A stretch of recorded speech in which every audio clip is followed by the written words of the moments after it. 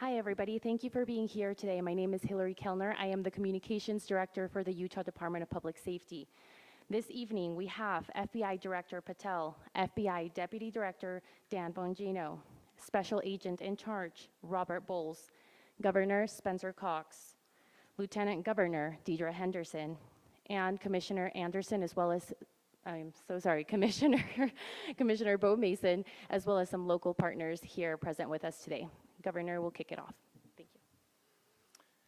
Ladies and gentlemen, thank you for joining us here tonight. We appreciate the media and the partnership we have with you in helping us to get information out to the public so that we can catch this assassin and hold him accountable.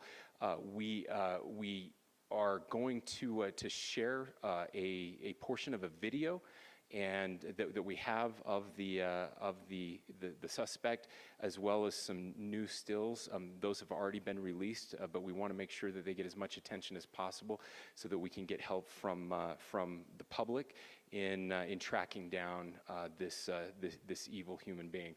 So we're going to cue up the video right now. Show that. I've asked Commissioner Bo Mason if he would narrate to you what is happening in this video.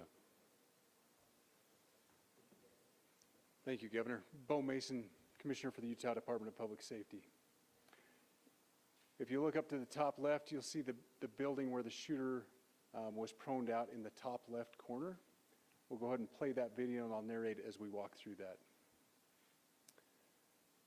So here you see the suspect ran behind that upper building. He's going to come out on the right, moves to this far right corner. As he does, he's going to climb off the edge and then drop down to the ground. As he did that, he left some palm impressions. There's some smudges, some places we're looking to collect DNA. There's a shoe imprint where we believe the suspect is clearly identified as wearing Converse tennis shoes. Again, we'll replay that again so you can get another view of that. It's important to note his black t-shirt, his black pants, and there appears to be some white on the soles of those Converse tennis shoes. Those are all identifiable items that we're looking for. In the stills that are going to follow this, you're going to see a very distinctive t-shirt with an American flag and appears to have an eagle on it. There's also a baseball cap with a triangle on it and a pair of sunglasses. All distinctive, all things that we would ask the public to look for and try to identify if they know someone who has those items, who has been seen wearing those items. We're looking for all that information. Here you see the suspect after dropping off the building. He moved around across this grassy area, around the parking lot. We're going to pan to the right.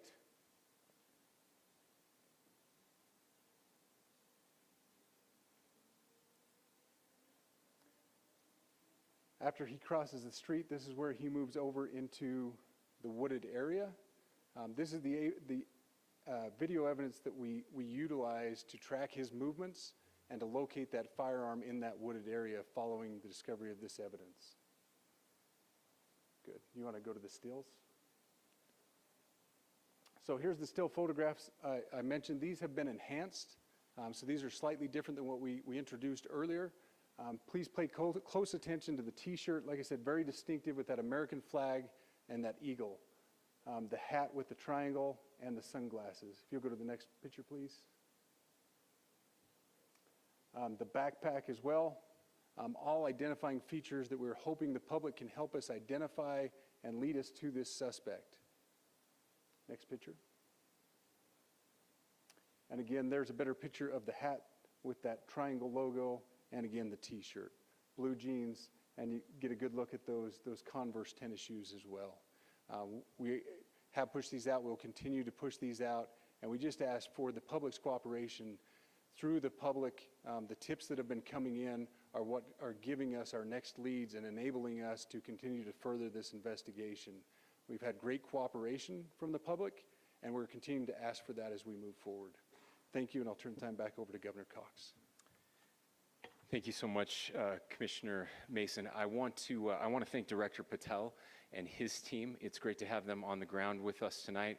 We've had several briefings, and he's had an opportunity to walk the crime scene. We appreciate our local law enforcement here. Again, we have Mike Smith, who is the county sheriff here. We have all of our local chiefs of police that are here as well, all working hand in hand with the state and with the FBI as we move forward with this investigation. Now, I'll just give you a little warning. We will not be taking any questions at this time. We're giving you the latest information we have, being as transparent with everything that we have. But I do want to share a couple things that I think are important. We cannot do our job without the public's help right now. The public has answered our call for action. So far, we've received more than 7,000 leads and tips. I would just note that the FBI hasn't received this many digital media tips from the public since the Boston Marathon bombing. This case also highlights the dedication of our law enforcement community. We have 20 federal, state, and local law enforcement partners that are working shoulder to shoulder to find the person who committed this horrific crime. With their support, we've completed nearly 200 interviews. As you're aware, as has already been reported, the FBI is offering a $100,000 reward for information leading to the identification and arrest of the person responsible for the murder of Charlie Kirk. We also continue to implore the public to support this investigation and come forward with any information. We are truly hopeful that this video and new photos will lead to even more tips. We are processing. We have an incredible team, a state and federal team working together to process those tips.